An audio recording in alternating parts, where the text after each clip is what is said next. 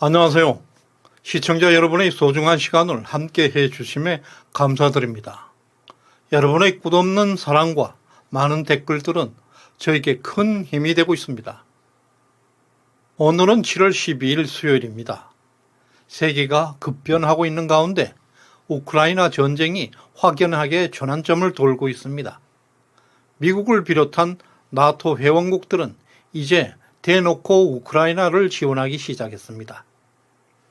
특히 우크라이나 나토 가입을 허용함으로써 더 이상 러시아에게는 전쟁에서 이길 수 있는 카드가 사라져버렸습니다.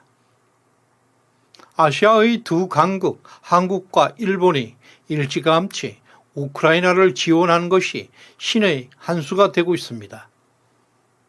더욱 놀라운 것은 러시아를 지지했던 에르도안 터키 대통령까지 푸틴을 배신하고 있습니다. 푸틴의 판단착오 하나가 러시아 국민들에게 끔찍한 결과를 초래하고 고립 상태에 빠지고 있습니다. 루블화는 폭락하고 청년들은 러시아를 탈출하고 러시아는 사실상 인구 재앙에 직면하고 있습니다.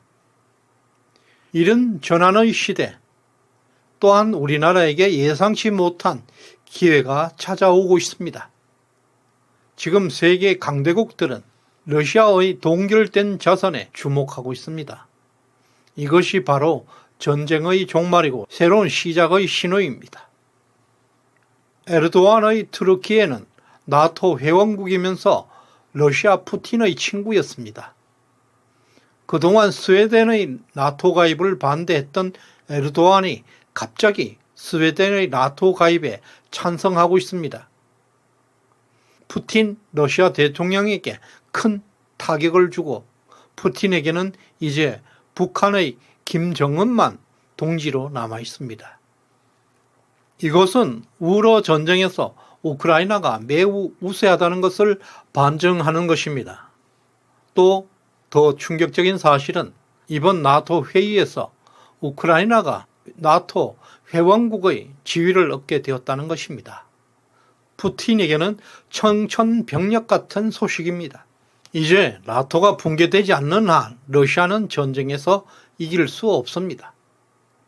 젤렌스키 대통령은 우크라이나는 나토의 33번째 회원국이 될 것이라고 천명하고 있습니다. 지난 6월부터 우크라이나는 남부 지역 일대를 대공습을 시작하였습니다. 7월에는 남동부의 바흐무트 지역까지 전선을 확대하고 있습니다. 그러나 우러 전쟁에서 총 전선의 길이는 약 965km에 달하고 러시아가 지난 1년 동안 이 지역 일대를 점령하면서 방어 진지를 구축하고 있습니다. 이런 상황에서 우크라이나 대공습은 어려움을 겪고 있었습니다. 이런 와중에 6월 23일 러시아 용병부대 와그너 그룹의 반란으로 인해서 대부분 용병들이 해체된 상황 변화는 우크라이나 대공습에 강력한 힘을 얻게 되었습니다. 더해서 나토와 세계 강대국의 적극적인 지원이 가세하면서 우러 전쟁은 급격하게 우크라이나 쪽으로 기울고 있습니다. 7월 7일 미국 바이든은 우크라이나에게 클러스터 폭탄을 제공해서 러시아군을 격퇴하겠다고 밝혔고 젤렌스키 대통령은 크리미아 반도와 돈바스 지역을 해방해서 전쟁을 종료한다는 계획을 밝혔습니다. 미국 합동참모본부와 우크라이나 국방부는 이번 대공습으로 러시아가 점령했던 우크라이나 남동부 일대 158제곱킬로미터의 영토를 수복했다고 발표했습니다. 더불어 바흐무트 지역에서 5만 명, 그 외 지역에서 5만 명의 러시아 군인들이 포위되어 있는 상황이라고 말했습니다.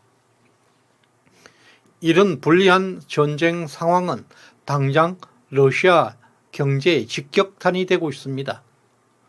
러시아 화폐 루블화의 가치가 폭락하고 보유하고 있던 중국 위안화 45억 달러를 매각함으로써 중국 위안화의 폭락을 가속화시켰습니다. 이로 인해서 중국과 러시아의 관계가 악화되는 조짐까지 나타나고 있고 점점 푸틴은 고립되고 있습니다. 이제 러시아에게 남은 동맹은 북한밖에 남지 않았습니다. 이것은 냉정한 국제관계를 보여주는 대목입니다. 러시아가 외톨이 신세가 된 것은 큰 교훈입니다. 그러나 푸틴의 더 큰 위기는 러시아 청년들이 고국을 버리고 떠난다는 것입니다. 우러 전쟁이 시작되고 러시아에서는 인력 감소와 두뇌 유출이라는 심각한 문제에 직면하고 있습니다. 러시아 가이다르 경제연구소의 보고에 따르면 2023년 4월 러시아 기업의 35%가 노동력 부족을 겪고 있다고 합니다. 과거 소비에트 붕괴 이후 최악의 수준이라고 합니다. 우크라이나 침공 초기에 50만 명이 러시아를 탈출하였고 2022년 여름 병력 동원령이 발표되면서 추가로 70만 명이 러시아를 떠났습니다. 향후 3년간 러시아 인구는 200만 명이나 감소해서 인구 재앙에 직면할 것이라고 합니다. 특히 해외로 빠져나가는 대부분의 사람들은 높은 교육을 받았거나 기술을 보유한 청년들이라고 합니다. 대규모 두뇌 유출은 러시아 경제의 기반을 통째로 흔드는 치명적 결과를 가져오게 될 것입니다. 인재 유출은 국가 기반을 완전히 파괴하고 있습니다.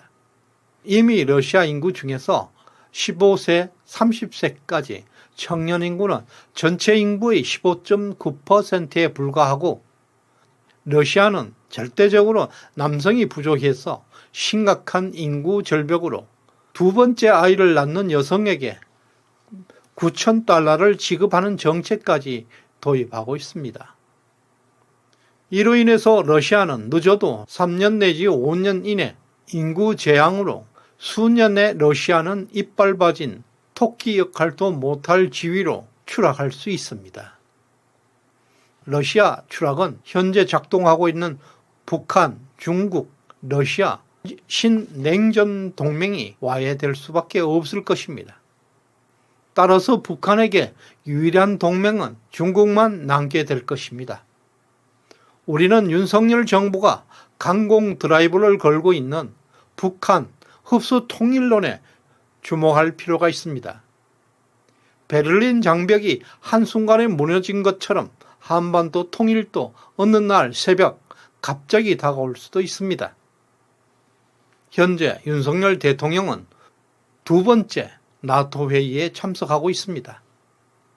한국이 우크라이나의 카호우카 댐을 복구하는 데 지원에 나서 있고 이미 젤렌스키와 두 차례 회담을 통해서 복구 장비와 무기를 지원하고 있는 것은 정말 윤석열 대통령의 성견지명이라 하겠습니다. 이미 포스코, 현대 등이 식량 관련 플랜트 사업과 전시, 복구 사업을 진행하고 있습니다. 그리고 이번 나토 회의는 각축장이 되고 있습니다. 미국과 일본 역시 대규모 대표단을 보냈고 영국과 프랑스는 스텔스 기능을 가진 스칼라 수랑 미사일을 우크라이나에게 지원하고 있습니다.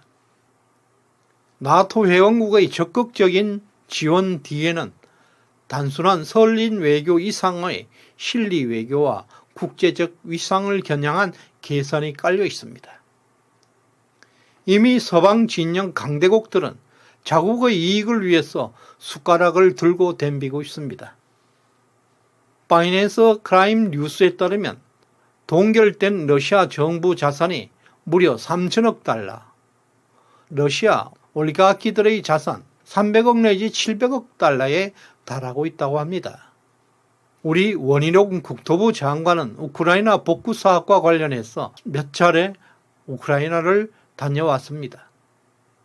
원희룡 장관의 발표에 따르면 동결된 러시아 자산의 이자 수입만 해도 한국 돈으로 50조가 넘는다고 합니다. 분명 전쟁은 비극입니다. 그러나 인류 역사는 도전과 응징입니다.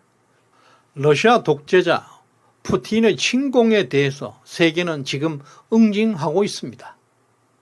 러시아는 모든 전비를 부담하게 될 것이고 독재자들의 종말은 언제나 비극이었습니다. 지금 서방 세계는 전범에게 대가를 청구할 준비를 단단히 하고 있습니다. 시청해 주심에 감사드립니다.